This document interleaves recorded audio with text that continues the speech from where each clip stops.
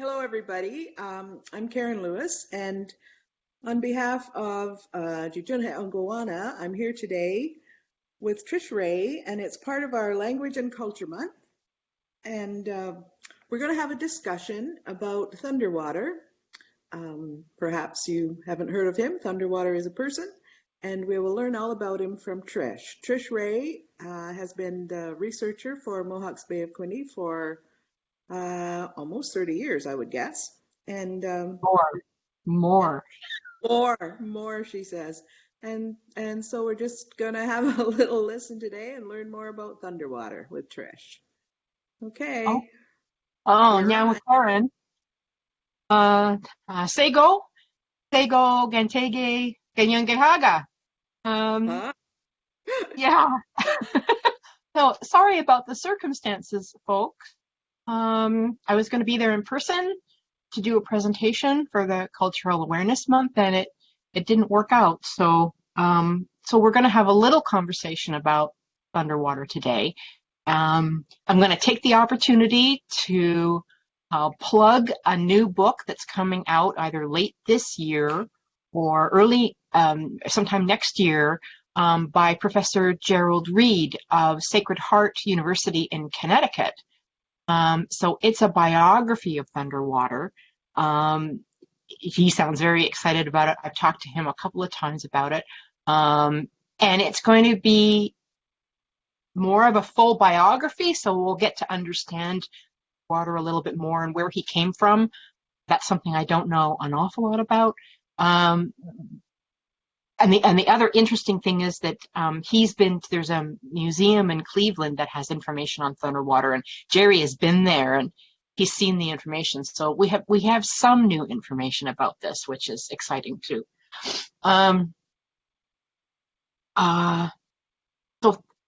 So if you put your mind back to the early 20th century and just into the early wartime, the community was divided, as it had been for several decades, about those who wanted to follow an elected council system and those who were interested in a hereditary council system. And Thunderwater seems to have plugged right into that. And I don't even know how he would have been able to do this. He had a good sense of what people wanted in the community, what they weren't getting from the political system that had been forced upon them, from 1870, from the earliest election time. It's also wartime, so there would have been all the tensions of that as well, young men going off to war. The government saw him as a subversive, somebody who was meddling with some kind of status quo. Like, what we don't need is we don't need agitated indigenous people. We don't need that. The government wanted things to be quiet. And so they saw him as a troublemaker, seriously. Now, as far as we know, he visited the community twice. He visited in 1915 and he visited in 1917. And the 1917 visit, any of you who have seen the Thunderwater group shot in front of the old council house, that is his 1917 visit. But he was there prior. And his message was, some would say it was really progressive for the time. He was pro-education, pro-good agriculture techniques, a good economy. He was pro-language. He was pro-women. He was interested in people dealing directly with the government, and he wasn't interested in people having to funnel everything through the Indian agent. And if he made enemies, it truly was the Indian agents. They could not stand him. And Kanyen'kehá was, one community of many. He visited, he visited Akwesasne, Ganawagi, Ashwegan. He had contact seemingly with groups even further afield. So, and I think about, that's why I'm looking forward to this biography so much, because where in the world did this come from? Where did this interest come from? Now, again, he's supposed to be, so far as we know, Sauk, Seneca, and African American mix. So the African American, you can imagine the government, that was something that they used against him, very much so. He's just, he's just a Negro. He's just a this, he's just a that, right? So, and his name, he's Chief Thunderwater. He's also known as Ogema Niagara. And the organization is called the Council of Tribes. So, and the overwhelming goal was to assist Indigenous people in Canada and the United States and to organize them. And I think that maybe that is the important thing. He wanted to organize them. And that's really what the federal government did not want. So they were interested in providing legal assistance to First Nations communities. They wanted to help those who had a grievance against the government. They wanted to support education. They argued for temperance, that is, lay off the alcohol. They wanted people to resist selling their lands. That was another interesting thing. So it's a totally organic type of thing. If it resonates today, right? Land, language, women. So I've got a statement by Chief Thunderwater from 1915 talking about the purpose of the organization. And he says, quote, "To protect the American Indian against the injustice of any nature, to ascertain for and translate to the Indians both of the United States and Canada the laws that affect the Indians in both countries, to ascertain scientific, mechanical, agricultural, and all other facts that tend to the uplift of the Indian, especially to eradicate intoxicating liquor or other harmful influences that have been introduced to them by white people of low moral quality. To have Indians band themselves into one big league to cease internal dissensions and thus protect themselves from individual helplessness. To procure for the Indian the maximum value for his services and products. To convey to the proper authorities the needs and wishes of the Indian just as they decided that they wish it conveyed without censor of Indian agents or other interested persons. To intercede for the Indian in courts and in other places in cases of error on his part. To convince the Indian of the advantages of compulsory education. To first warn, secondly publish, and third prosecute persons that wantonly defraud or do other injustice to the Indian. So there's sort of like the manifesto. Yeah. So would you say that he was the front man of a larger organization, or was he the organization? Oh, he was a front man. Yeah. He had a group around him, and they went from place to place. So it was an entourage of people traveling. Okay. And then it seems wherever they went, they then set up a structure. So they would sell memberships $1 to $3 to cover travel and costs and stuff like that, and to help pay for lawyers, because they did intercede in cases in places. But it was to set up some kind of structure where they could work on educating people about what they wanted to do. Okay. So it started in 1914 in Akwesasne, and then moved to Kanyen'kehá, Ganawagi, Ohsweken. And by 1918, there were several thousand members. But mostly on throughout Canada, not or in the U.S. also? I don't know. that'll be something I hope will be in Jerry's book. Yeah. They contacted Kanyen'kehá, people in Kanyen'kehá, and at least one community in New Brunswick. Okay. So it was big. So it said in November 1914, the Indian agent at Akwesasne wrote to his superiors reporting that people were flocking to Thunderwater, to these meetings. Yes, flocking to the meetings with their tales of long suffering and great injustice. So this was sort of like a heads up. We have a problem. Right. We have. So when Thunderwater would visit a community, the supporters would organize into a council, and that would become connected to the larger Council of Tribes organization. Okay. So one of the things they said was, if you are a member of the council, you have a job. You are like a detective. You are now deputized to work for the common good of all Indians with a determination to root out evil practices, to report observations on good and bad. So if good things are happening, report on those, and if bad things are happening, report on those. And through the Grand Councillors to send to headquarters the reports, the cases they think the Great Council, that's the umbrella part, right.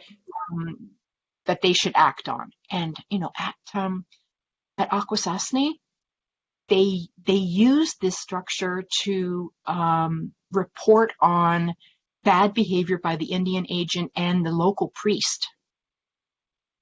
Yeah, so there were improper loans, trespass by land surveyors, interference by the local seminary people, and abuse of the elders in the community and by the Indian agent. And so this was all reported on by the Underwater supporters. Wow. And Indian Affairs kind of went crazy. And they warned the communities in Canada through the Indian agents not to have anything to do with the Council of Tribes. They said that Thunderwater was an agitator and a troublemaker. And then they appealed to the police in Cleveland, Ohio for information. So they started an active campaign against him. Yeah. So they investigated him, found out where he came from, Yes. and then went there to Yeah. So in the fall of 1915, there was a convention of the Council of Tribes right at Deseronto, and Chief Thunderwater was there. Really? And and they held like little workshops. And one day of the convention was dedicated to writing papers to send to the Governor General of Canada. I'd love to know if all those upheavals went directly to the Governor General. You can imagine, 25 letters being written and sent to the GG. Oops, sorry, what was that? I said they must have an archive. They do. So the officers of the Council of Tribes for Deseronto were Michael Claus, he was the Grand Councillor. Johnson Lewis was the Vice Grand Councillor. Isaac Claus was the Secretary. George Hill was the Treasurer, and Joel Johnson was the Chairman. And that Johnson Lewis, that's William Perry Lewis's dad, right? Right. Okay.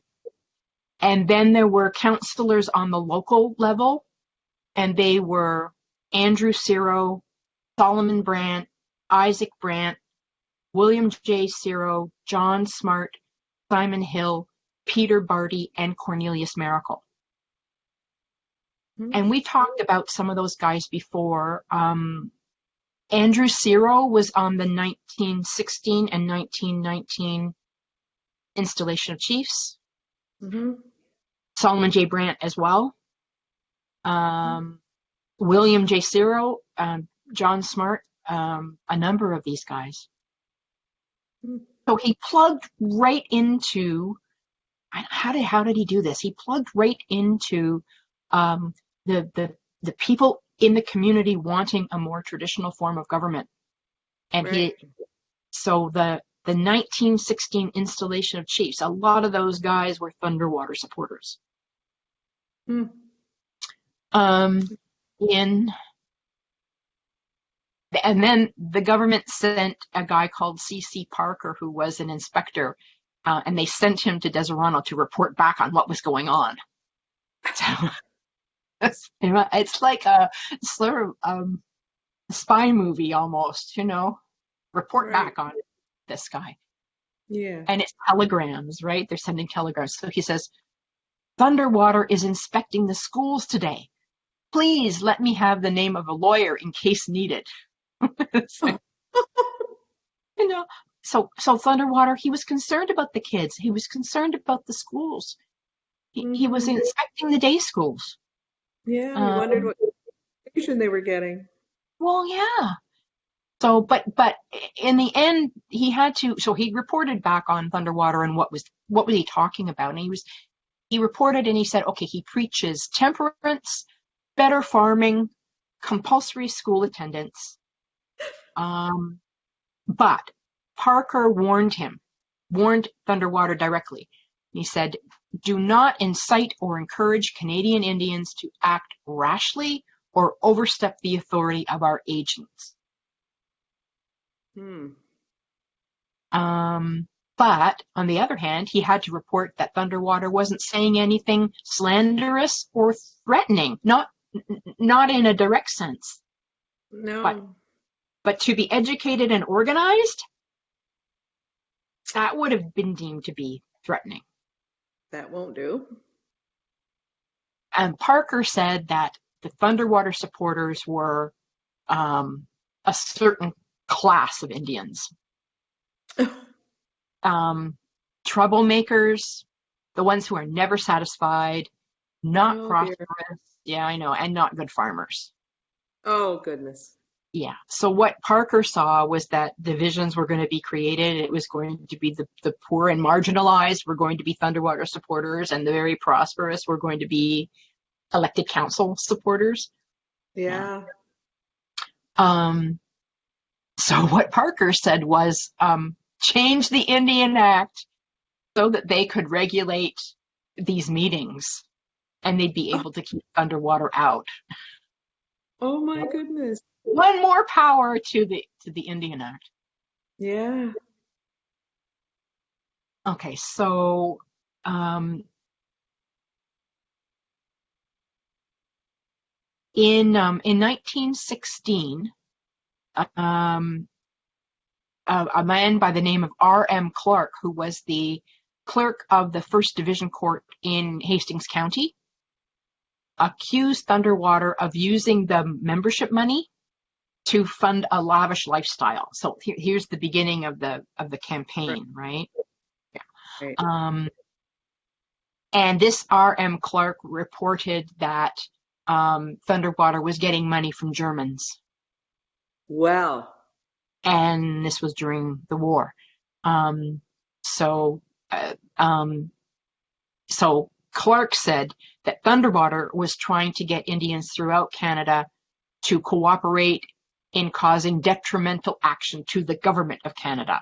And he said Thunderwater should be watched by the police. So, yeah.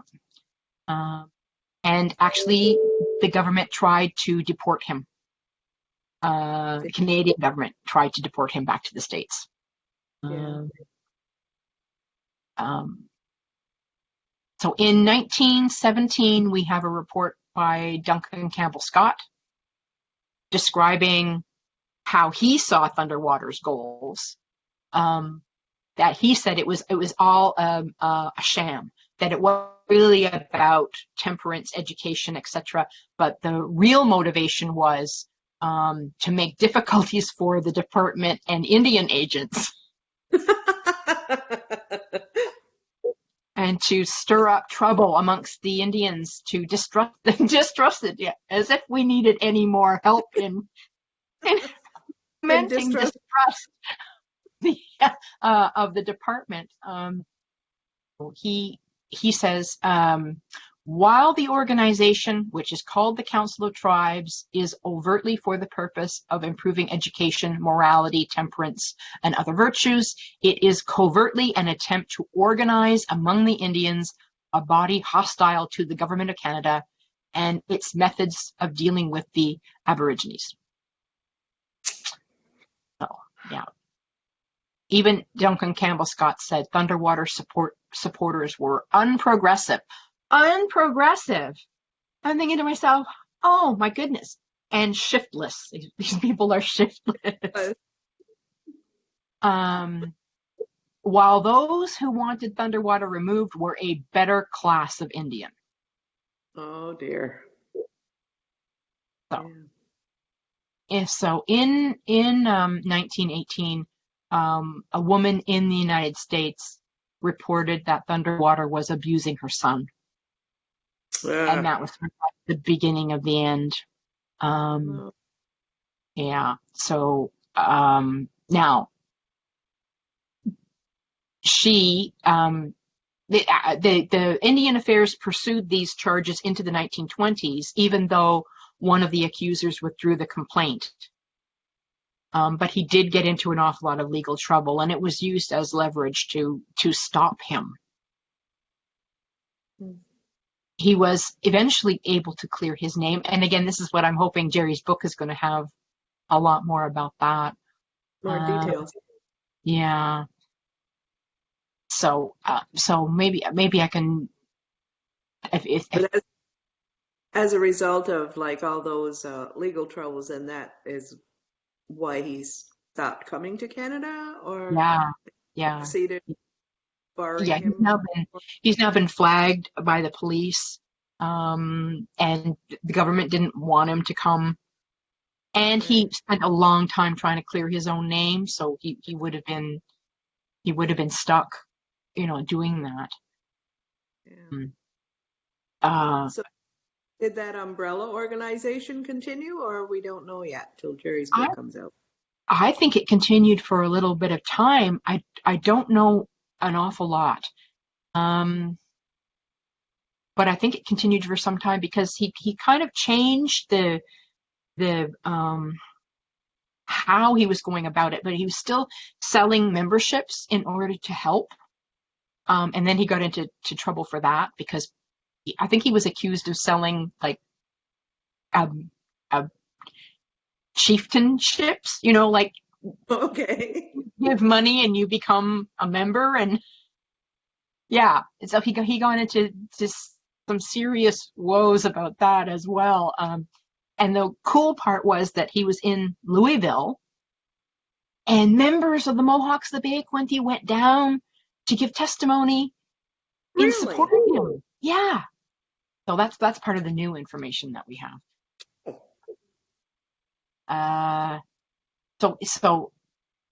In 1915, Thunderwater wrote a letter to Louis A. Loft, a member of the community, and he said that it should be the set policy of this council, and he means the Council of Tribes at the Bay of Quinte, to persistently and firmly stand together in the face of all opposition of any nature whatsoever, that there is a decided opposition to any Indians organizing,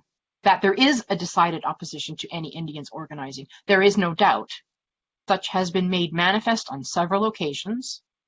The work of this council in your territory must of necessity be slow and carefully operated, as the Indians have permitted the interested persons to infringe their rights to such an extent that it is much as if they had permitted a decrease to make good progress throughout their system, and now are trying to eradicate it.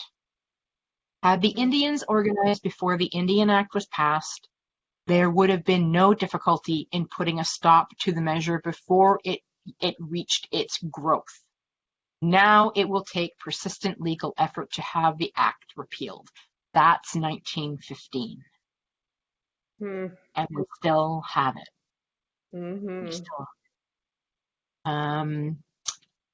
Then in September 1915, he wrote again to Louis A. Locke saying, "It is the policy of this council to take all matters up in a legal way and use no bluster or physical force of any nature whatsoever." So a pacifist to boot. Right. And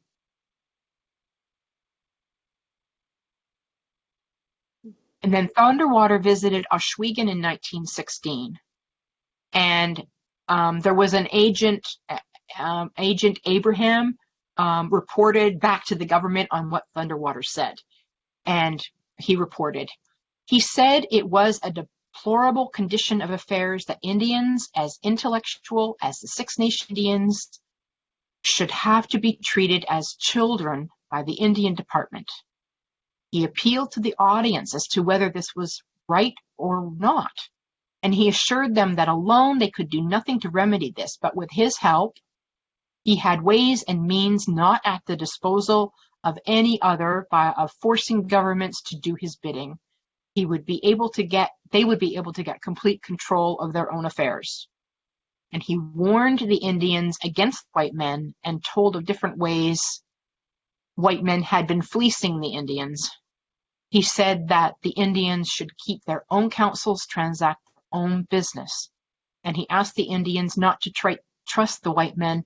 They had been trying for 300 years to push the Indians back into slavery, and they had part succeeded. They have passed legislation with this object in view. The Indian Act is full of clauses that show the truth of this. Mm.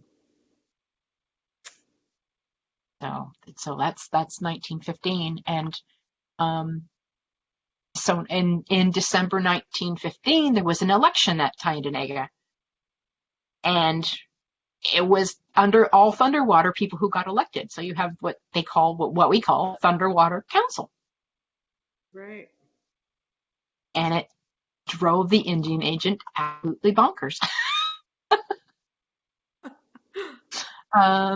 Well, they had been reporting on this guy, and he's not to be trusted, and it's, he says this, but he really means that, and Yeah. and then all the members of council end up being Thunderwater people. So they had support across the reserve. Exactly.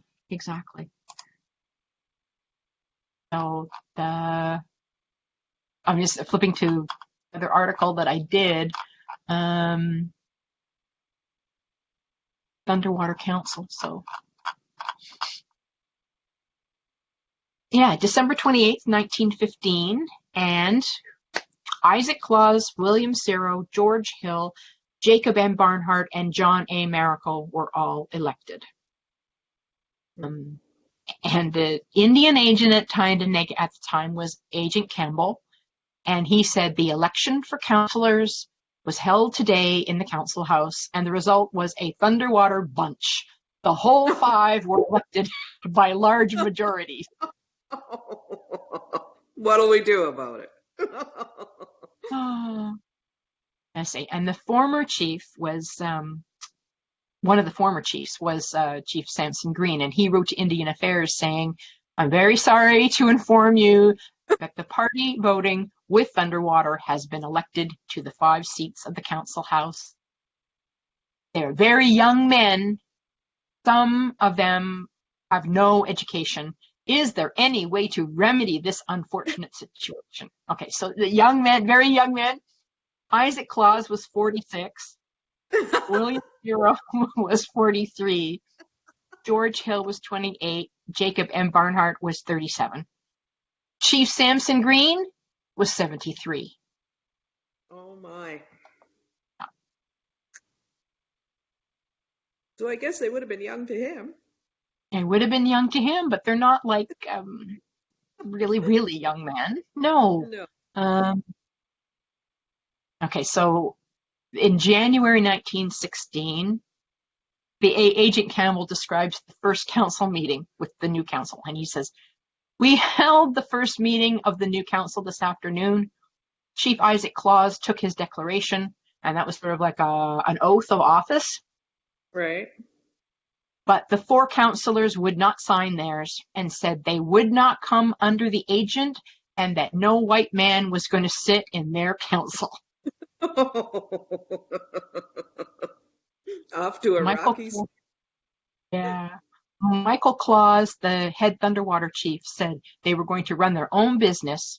So Agent Campbell adjourned the meeting, picked up the book and the papers, and then there was a fight over the minute book. Who was it going to belong to? The counselor said it belongs to us, and the agent said it belonged to him.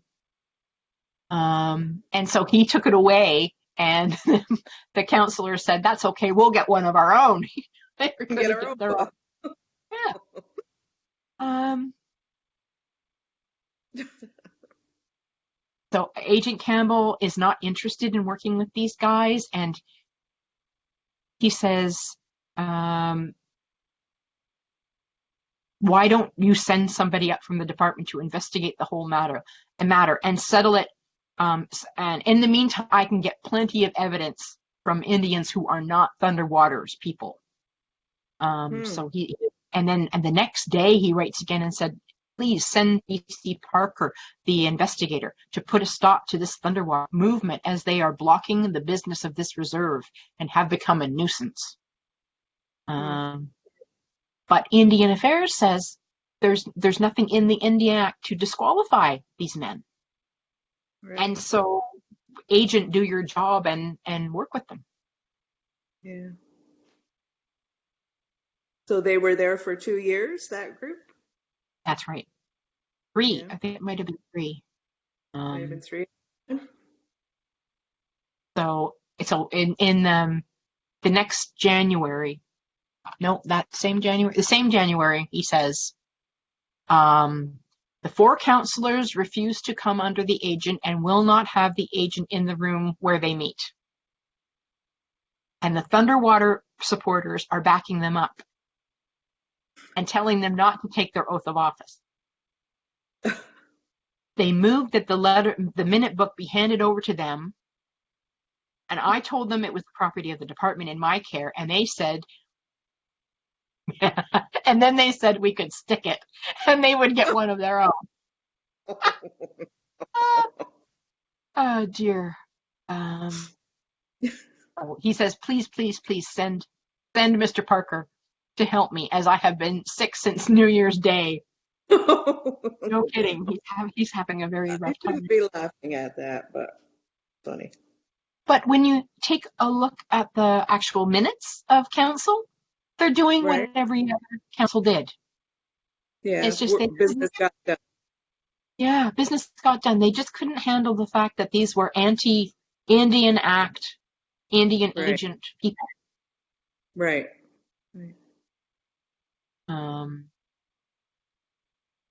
Where are we? 15 minutes left or something? Yes.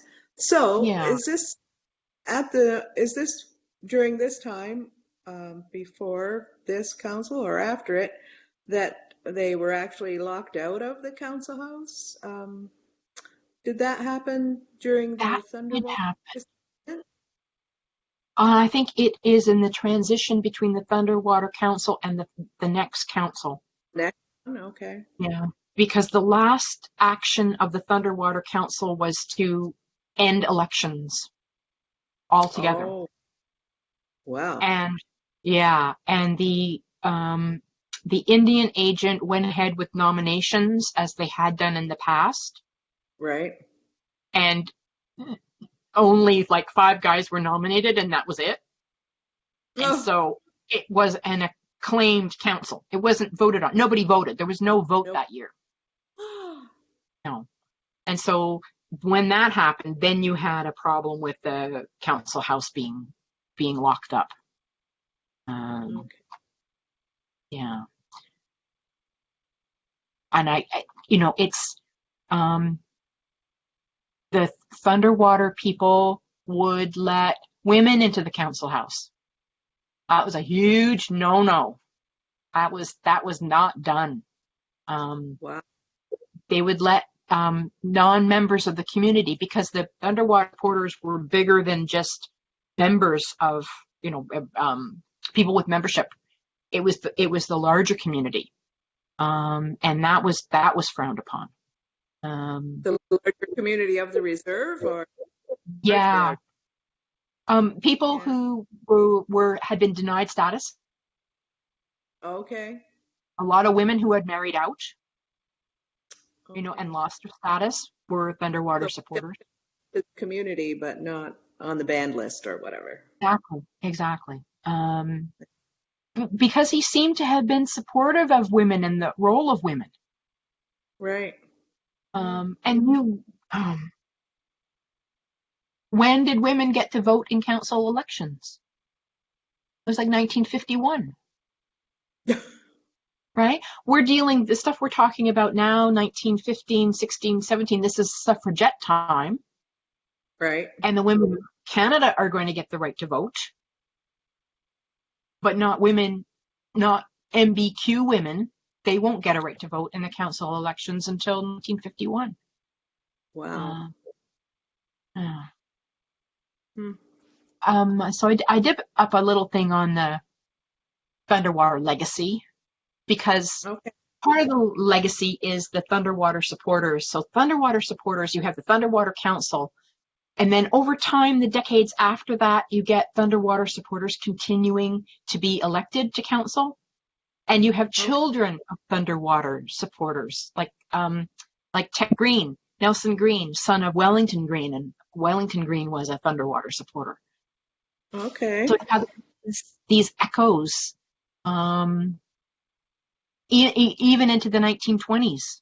You still get the Thunderwater supporters being elected to council, and the Indian agent still being upset about it. And go ahead. So some members of the community obviously didn't support Thunderwater. Right. Yes. Right. Yeah. So there must be echoes of that division also that come forward. Definitely. Yeah. Definitely.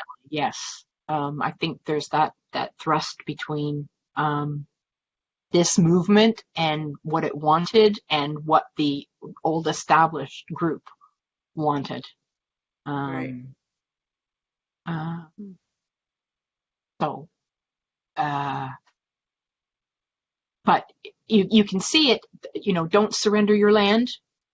Right. Promotion of women. How anybody could say that wasn't progressive? I'm not sure how you. Well, unless you're coming from a total male bastion of women are not to be involved in politics, and women are chattel. Women are chattel. Yeah. The Indian agent as an institution. It didn't get abolished until about 1970. Right. But still, that whole idea of nation to nation, our community to the government of Canada, and not dealing with this middleman, that was way ahead of the time. Better education, local control of education, recognizing the problem with substance abuse, self-determination.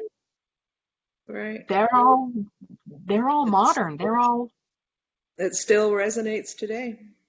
Hugely.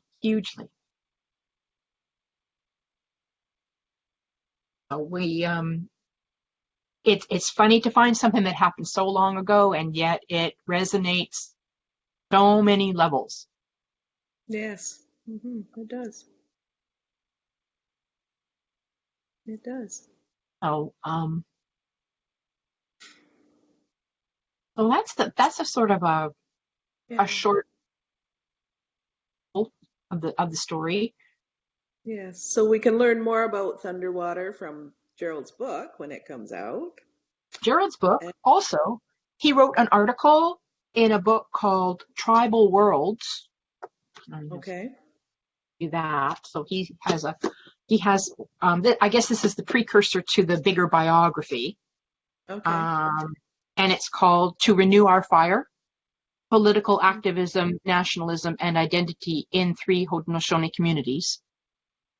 Okay. So that's the the government file has been digitized and it's available on the Library and Archives of Canada website. So if anybody's interested in that, Mm-hmm. we can figure out a way of getting people to that information. Mm-hmm. And it tells a larger story of the other communities that he went to. Yeah. And you can Google Thunderwater and he'll come up that way too. You can There Google. is, Yep. yes, it comes up, the museum in Cleveland. I guess you call it a museum. It's Yep. yeah, with more information about him. And the library holds a few things too. The Right. article, I can't remember the name of the booklet now. Help. Um, How democracy came oh, to, right, right. right? And there's an article about Thunderwater in that also. There is. And that was actually the first place I had seen the source for Right. the Library and Archives of Canada file. So Okay. from that, we went to the LAC file, and from that, at a certain point, we connected with Jerry Reed. So, Yeah. And I uh, remember visited and when he was researching probably that article that you yeah, mentioned. Yes. yeah. Yeah. Yeah. Um, and we do have that photograph, and we're still looking for identification for the people who were in that photograph. Yes. I don't know if, yeah, that might be fun. That might be a fun thing to do. Um, I'm trying to think. As I say, I still want to know what happened in his lone life, that made him want to do this. Why he set on that path. Yes. Um, Yes. This is difficult and different to do when we don't have a live audience with their questions, but maybe if questions come forward, we can always revisit it, I'm sure, oh and yeah, see what if we can come up with, if we have answers to any questions that might come forward. and I say that there might be out there in the community the membership certificates. People who Right. did sign up to be members of the Council of Tribes would each get a certificate. Hmm. Excuse And me. we've seen a couple. We've We seen a have, couple of them. right.